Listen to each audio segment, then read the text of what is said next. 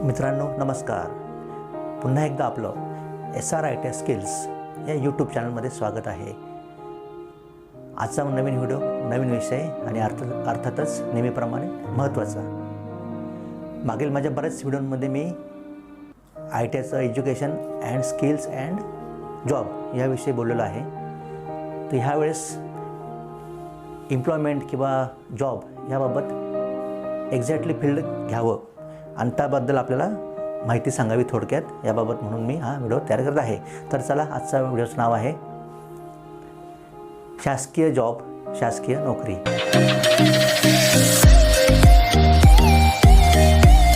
आणि ती मिळवायची कशी. या अगोदर पुन्हा एकदा आपलं हे चॅनल जे आहे ते अधिकाधिक सबस्क्राईब करा, शेअर करा, अधिकाधिक विद्यार्थ्यांपर्यंत पोहोचण्याचा प्रयत्न करा आणि आपण करणार. मित्रांनो, मागील व्हिडिओमध्ये मी बोललो, आता पुन्हा सांगतो की ही जो जॉब आहे गव्हर्मेंट जॉब्स, तर ते कसे मिळवायचे आणि त्यासाठी टिप्स महत्त्वाचे देणार आहे मी तुम्हाला. सद्यस्थितीमध्ये आपलं पूर्ण ITI झालं नंतर तुम्ही जॉब करत असताना कुठं, तर जॉब करत असताना आपण एक जे आता सध्याचं जे जग आहे, इंटरनेटचं जग म्हणतो, मीडिया आहे, तर इंटरनेट मीडिया यांचा वापर करा. न्यूजपेपर आहेत त्यांचा तुम्ही वापर करा.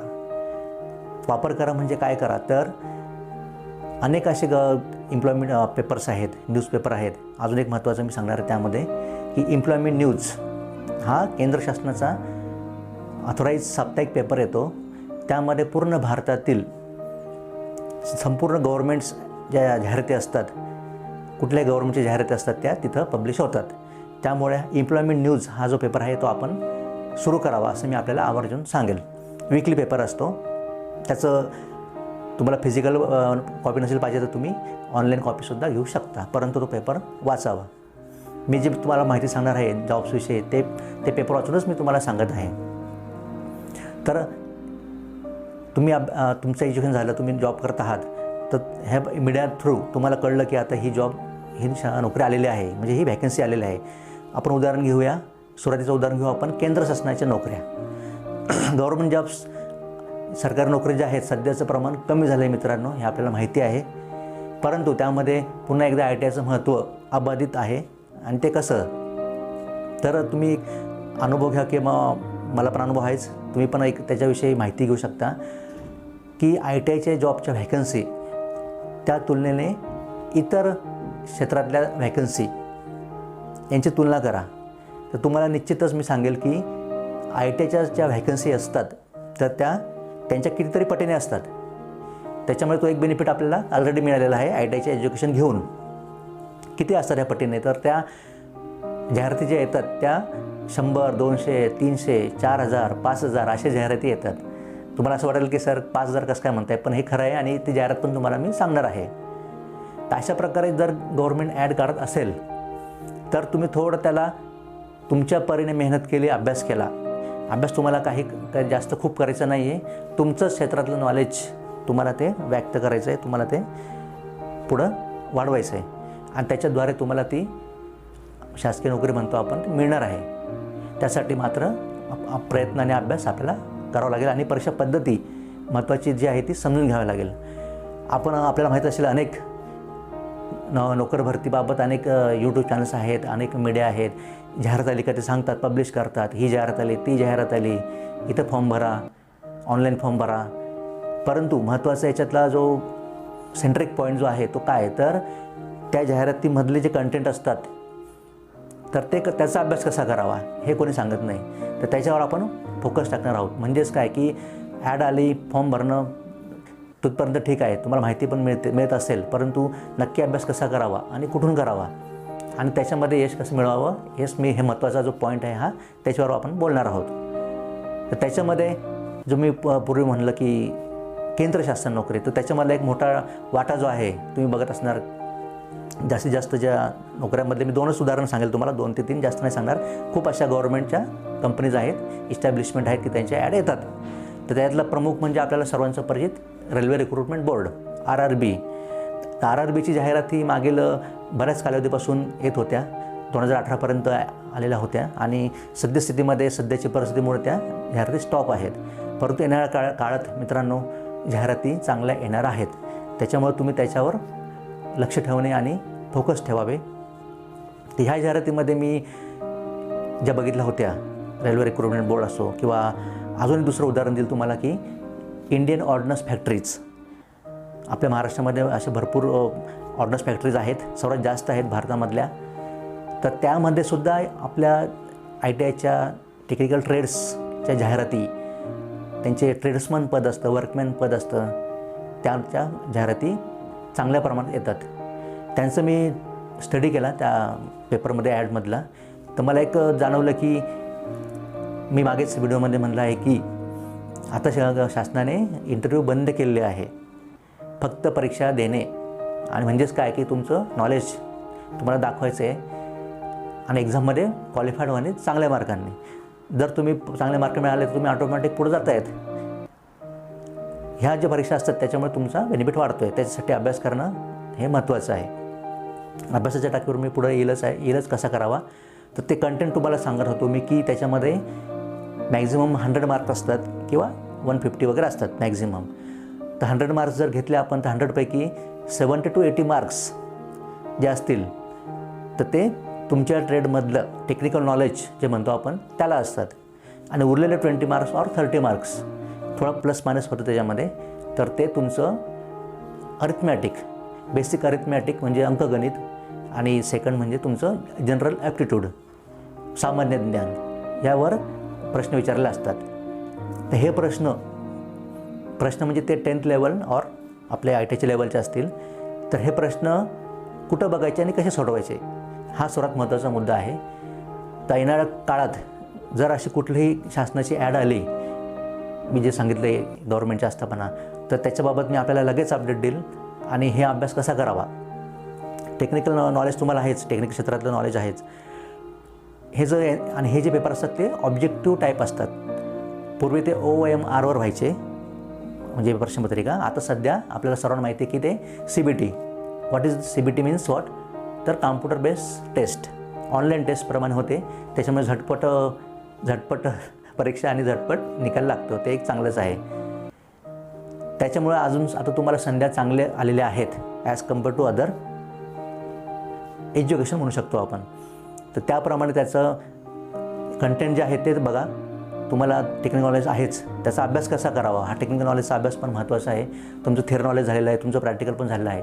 पण थेअरी नॉलेजमधला अभ्यास कसा करावा त्याची एक वेबसाईट चांगली आहे की मला सध्या ती लक्षात नाही नाव त्याचं एक्झॅक्टली, म्हणून मी सांगत नाही आहे. तर ती जी वेबसाईट आहे ती तुम्हाला मी सांगेल. त्याच्यामध्ये सर्व टेक्निकलचे ऑब्जेक्टिव्ह टाईप प्रश्न अतिशय चांगले दिले आहेत, मॅक्झिमम दिले आहेत.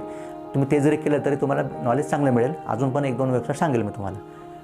तर दुसरा टेक्निकल नॉलेज आणि हे आपलं सामान्य ज्ञान आणि अंकगणित. मित्रांनो ITIमध्ये एक WCS वर्कशॉप कॅल्क्युलेशन सायन्स हा विषय असतो. तर त्या विषयाचा जर तुम्ही अभ्यास चांगला केला पुढे तुम्हाला जॉबमध्ये सुद्धा त्याचा वापर होणारच आहे इंडस्ट्रियल कॅल्क्युलेशन्स करण्यासाठी, आणि इकडं पण होणार आहे. त्याच्यामुळे तो अभ्यास तुम्ही जर चांगला केला तर तुम्हाला अरिथमॅटिक्सचं नॉलेज चांगलं मिळणार आहे. बेसिक नॉलेज असतं ते. तर त्याने तुमचा अभ्यास होतो आहे. आणि जनरल ॲप्टिट्यूड म्हणजे तुमचं, मी जे म्हणतो आहे की तुम्ही मीडिया वाचा, इंटरनेटचं जग आहे तर ते ॲप्टिट्यूड वाचा. त्याबद्दल मी कसा अभ्यास करायचा, कुठलं नेमकं बुक्स कुठले आहेत बाजारात ते सुद्धा आपल्याला जशी जाहिरात येईल नवीन तसं आपल्याला लगोच कळवेल मी. फक्त तुम्ही ते फॉलो करा आणि मी तुम्हाला शुअरिटी सांगतो की चांगले आपण पुढे जाऊ शकतो त्याच्यामध्ये. अर्थात कॉम्पिटिशन आहेच, कॉम्पिटिशन आपण नाकारून चालणार नाही. त्या कॉम्पिटिशनमध्ये तुम्ही उतरायला पाहिजे. तर मित्रांनो एक हे झालं सेंट्रल गव्हर्नमेंटचं अभ्यास करण्याची पद्धत, त्यांचं करिक्युलम कसं असतं. तर एक बेसिक मी तुम्हाला सांगतो. त्याच्यामध्ये चेंज पण होत असतं. काही टेलिकॉम इंडस्ट्री आहे, इंडस्ट्री गव्हर्नमेंट त्याच्या पण जाहिराती येतात आणि त्याच्याप्रमाणे आता ते पुढं CBT पण झालं आहे. आता आपण येऊया स्टेट गव्हर्नमेंटवर. तर राज्य शासनाच्या पण अखत्यारीत ज्या कंपनीज आहेत किंवा शासनाची इस्टॅब्लिशमेंट आहे त्याच्या पण जाहिराती चांगल्या येतात. त्यातलं मी एक उदाहरण सांगायला आपल्याला म्हणजे महावितरण, महानिर्मिती, महापारेषण, MSCB.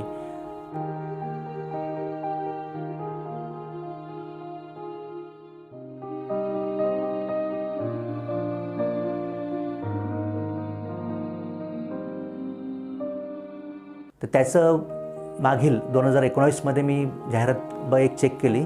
जाहिरात कशी होती, त्याच्यामधले कंटेंट काय होते.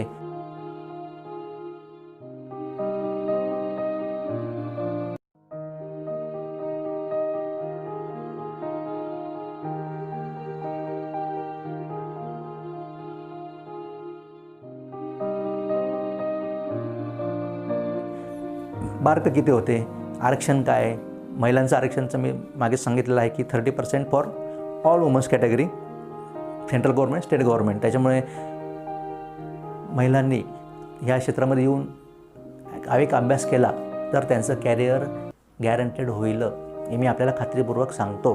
त्याच्यामुळे पुन्हा एकदा सांगतो, महिला वर्गाने अधिकाधिक या क्षेत्राकडे वळावं. तर हे जे मी उदाहरण सांगितलं मी आपल्याला, महानिर्मिती, महावितरण, त्यांची मी ॲड बघितली महावितरणची, तर ती त्यामध्ये एक विद्युत सहाय्यक अशी एक ॲड होती आणि एक विद्युत उपकेंद्र सहाय्यक अशी एक ॲड होती. 2 ॲड आल्या होत्या मागील वर्षामध्ये. तर विद्युत सहाय्यक, आणि त्या मी यापूर्वी सांगितलं की फक्त परीक्षा आणि काही निवड सूची असते त्यांची तयार करतात.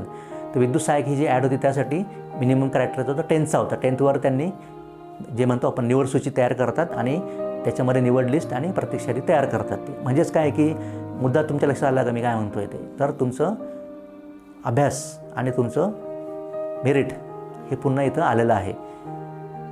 काही जणांना वाटत असेल की आता मी 10वी झालो, चला ITI करतो आहे, ITIमध्ये मार्क मिळवेल, 10वीला नसली तरी काही हरकत नाही. पण शेवटी मित्रांनो, मार्क, अभ्यास कधीही वाया जात नाही. त्याच्यामुळं अभ्यास तुम्ही कुठेही असा, 8वीला असा, 9वीला असा, 10वीला असा, 12वीला असा, पुढं कुठेही जा, तुम्ही ग्रॅज्युएशन करा, मार्क नेहमी तुम्ही टॉपचे पाडा, मेरिटमध्ये या, टॉपचे मार्क. त्याच्यामुळे तुम्हाला त्याचा परीक्षेला फायदा होणार आहे. आणि ह्या परीक्षांचा अभ्यास महत्त्वाचा जो विषय आहे तो, ह्या एक्झामचा जर अभ्यास तुम्ही करत गेलात शासनाच्या ज्या सेंट्रल ऑर स्टेट, तर त्याच्यामुळे तुमचं नॉलेज गेन होणार आहे, वाढणार आहे. त्याच्यामुळे येणारे कुठलीही परीक्षा जरी आली, जी पुढच्या परीक्षा येतील कुठल्याही गव्हर्नमेंटच्या असू द्या, त्या आस्थापनातल्या, तर त्या तुम्हाला सोप्या जातात किंवा तुम्हाला कॉन्फिडन्स आलेला असतो की नाही ठीक आहे, एक परीक्षा मी दिली, दुसरी परीक्षा मी डेफिनेटली तिला टेक ओव्हर कर किंवा तिला मी सक्सेस त्याच्यामध्ये मिळेल. मला माझंच उदाहरण सांगतो म्हणून मला ते सारखं सांगावंसं वाटतं की मी सुद्धा अशाच कॉम्पिटेटिव्ह एक्झामचा खूप अभ्यास करायचो आणि असं वाटायचं आता किती अभ्यास करावा, पण त्याचा उपयोग मला नंतर परीक्षा द्यायचो का मला काही अडचण यायचीच नाही. त्याच्यामुळं अभ्यास केलेला कधीही वाया जात नाही, तर तुम्ही तो करत राहा.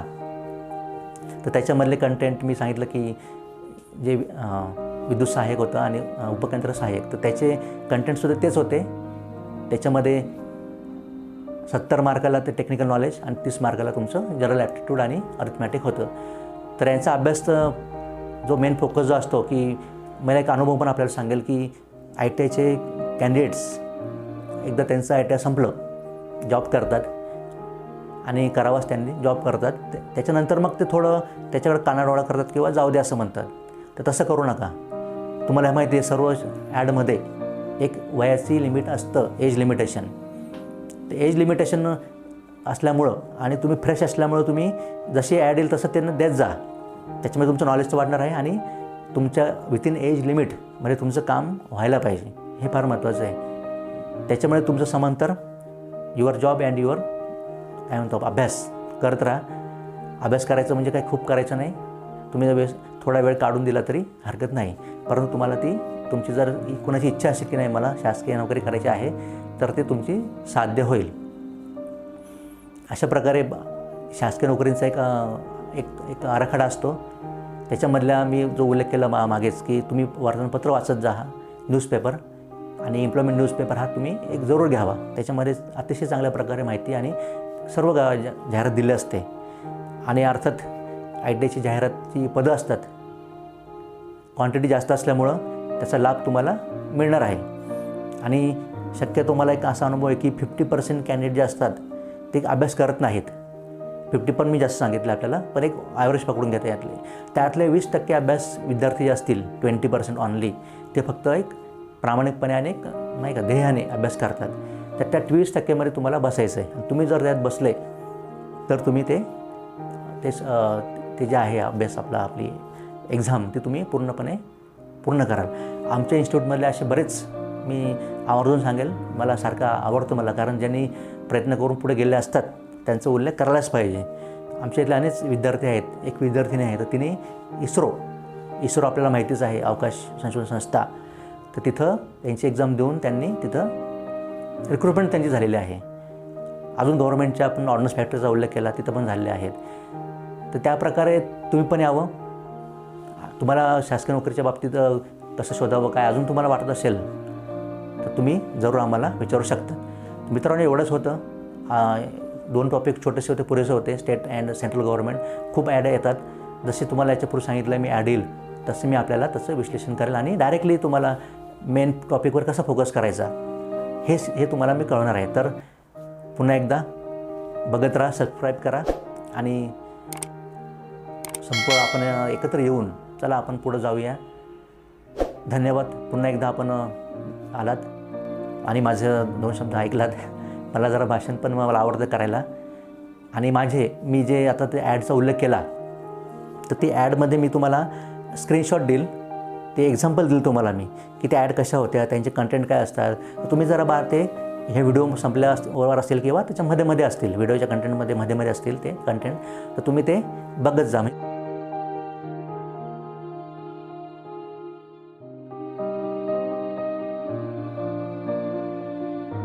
म्हणजे तुम्हाला एक एक्झाम्पल मिळेल की आपण नुसतं बोलत नाही, तर आपण एक्झाम्पल आपण ते प्रूव्ह करतो आहे आणि ते बघितल्यावर तुम्हाला कळेल की एवढे मार्क आहेत आणि ते आपण पुढं जायचं आहे. आणि तुम्हाला मी खात्री देतो की जशी ॲड येईल तर आपल्याला मी त्याच्यावर पुढं फोकस टाकणार आहे. तरी सध्याचं एवढंच म्हणतो.